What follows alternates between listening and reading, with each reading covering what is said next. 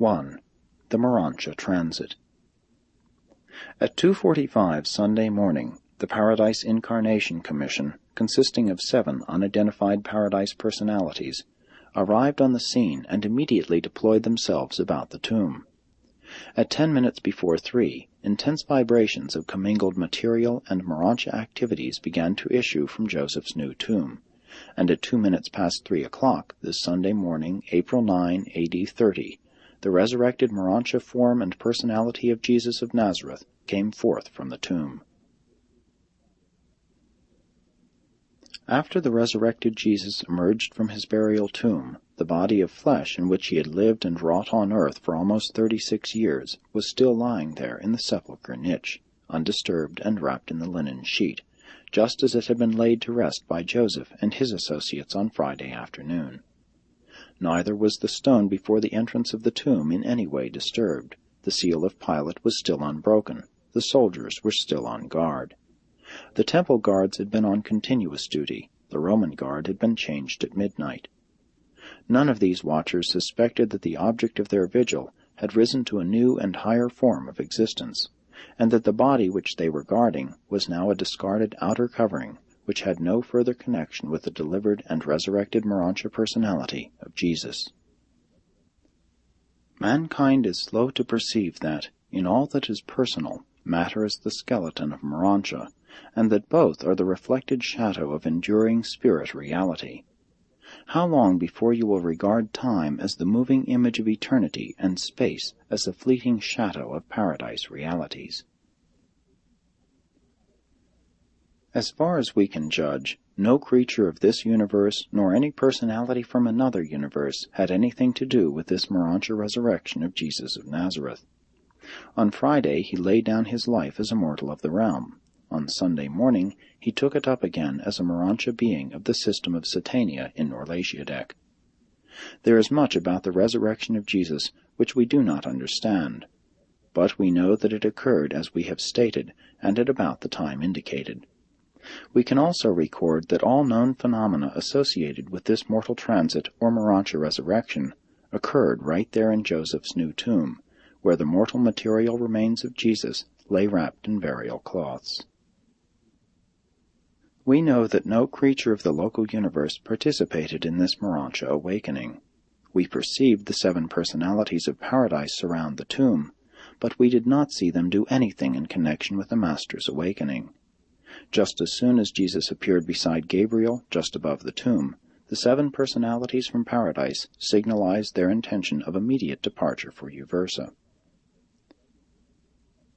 Let us forever clarify the concept of the resurrection of Jesus by making the following statements. 1. His material or physical body was not a part of the resurrected personality. When Jesus came forth from the tomb, his body of flesh remained undisturbed in the sepulchre. He emerged from the burial tomb without moving the stones before the entrance and without disturbing the seals of Pilate. 2. He did not emerge from the tomb as a spirit, nor as Michael of Nebadon. He did not appear in the form of the Creator Sovereign, such as he had had before his incarnation in the likeness of mortal flesh on Urantia. 3. He did come forth from this tomb of Joseph in the very likeness of the Morontia personalities of those who, as resurrected Morontia ascendant beings, emerged from the resurrection halls of the first mansion world of this local system of Satania. And the presence of the Michael Memorial in the center of the vast court of the resurrection halls of Mansonia No. 1 leads us to conjecture that the Master's resurrection on Urantia was in some way fostered on this, the first of the system mansion worlds. The first act of Jesus on arising from the tomb was to greet Gabriel and instruct him to continue in executive charge of universe affairs under Emmanuel, and then he directed the chief of the Melchizedeks to convey his brotherly greetings to Emmanuel. He thereupon asked the Most High Evidentia for the certification of the Ancients of Days as to his mortal transit, and turning to the assembled Morontia groups of the 7 mansion worlds here gathered together to greet and welcome their Creator as a creature of their order, Jesus spoke the first words of the post-mortal career. Said the Morontia Jesus, "Having finished my life in the flesh, I would tarry here for a short time in transition form, that I may more fully know the life of my ascendant creatures, and further reveal the will of my Father in paradise." After Jesus had spoken, he signaled to the personalized adjuster and all universe intelligences who had been assembled on Urantia to witness the resurrection were immediately dispatched to their respective universe assignments. Jesus now began the contacts of the Morontia level, being introduced as a creature to the requirements of the life he had chosen to live for a short time on Urantia.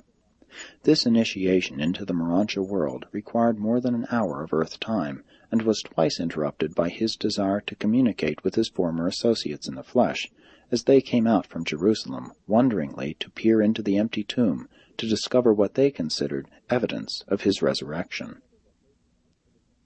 Now is the mortal transit of Jesus, the Morontia resurrection of the Son of Man, completed. The transitory experience of the Master as a personality midway between the material and the spiritual has begun. And he has done all this through power inherent within himself. No personality has rendered him any assistance. He now lives as Jesus of Morontia, and as he begins this Morontia life, the material body of his flesh lies there undisturbed in the tomb. The soldiers are still on guard, and the seal of the governor about the rocks has not yet been broken.